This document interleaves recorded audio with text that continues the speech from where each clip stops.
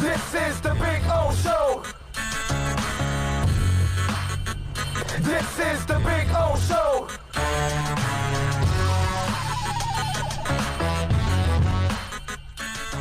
Make a lot of sense.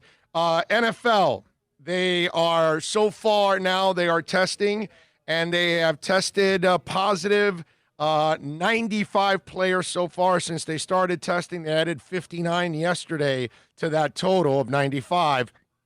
It says the league is expecting hundreds more now of positive tests. And not that we're going to be surprised with it. What is going to, I think what's going to be interesting, I don't know if interesting is the right adjective to say. What's going to be educational for us about all of this is there's a lot of us that we're hearing about this virus. Some of us have had it. Most of us haven't. We don't know exactly how it affects one or the other. You hear about the antibodies and how long they last.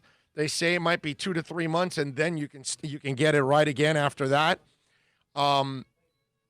With NFL players now being in such close circles in practice, I know meeting rooms, they're going to try to space things out, but as long as you're practicing and playing games in such small areas and there's collisions and there's breathing and sweat and everything, it is going to be a way that we're all going to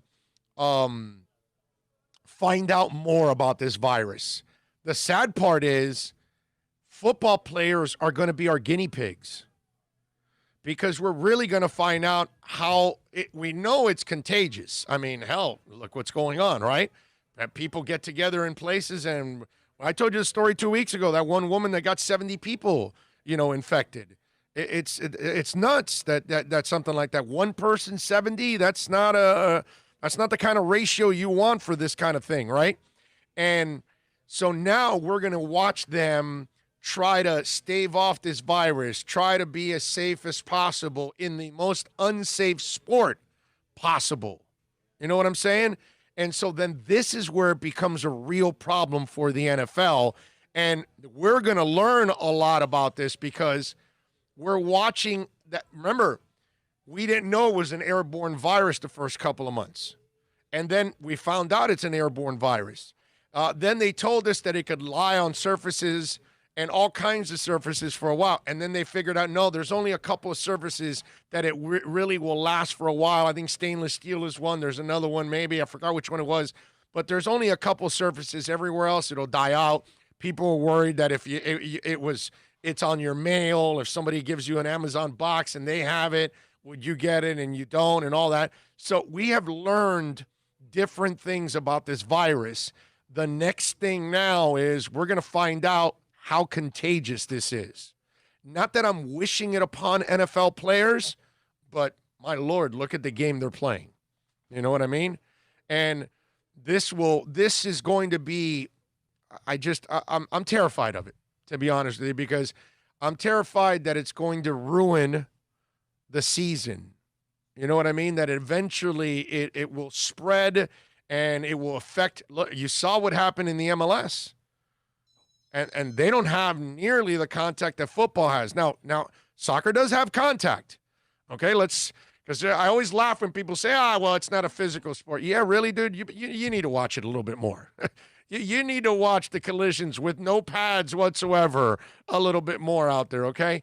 And so while there is contact, right, football is going to be 100 times worse, okay?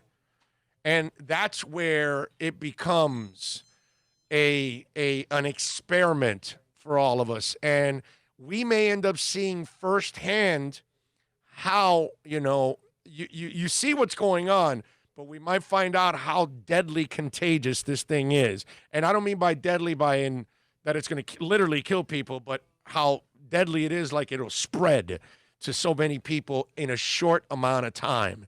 And in football, I don't know how. Man, listen, I've been walking into locker rooms for years, and the musty smell that is permanently in a locker room. I can't imagine a whole bunch of sweaty dudes walking in there and a couple that have COVID and they're breathing heavy and everything out there. I can't imagine how that doesn't fester in the locker room. And I would imagine that they have taken some precautions, and I'm sure they're going to spread out locker rooms as much as possible and use other rooms for guys and all that stuff. So I'm sure they're going to do things that they're going to try to keep people as safe as possible. I just find it really hard when it comes to this sport. You know what I mean? That's the only thing. That if it's you think about it, you huddle up when you go to the line of scrimmage.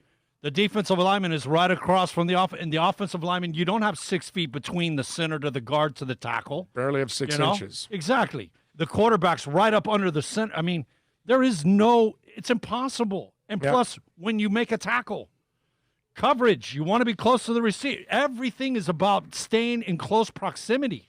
Yeah.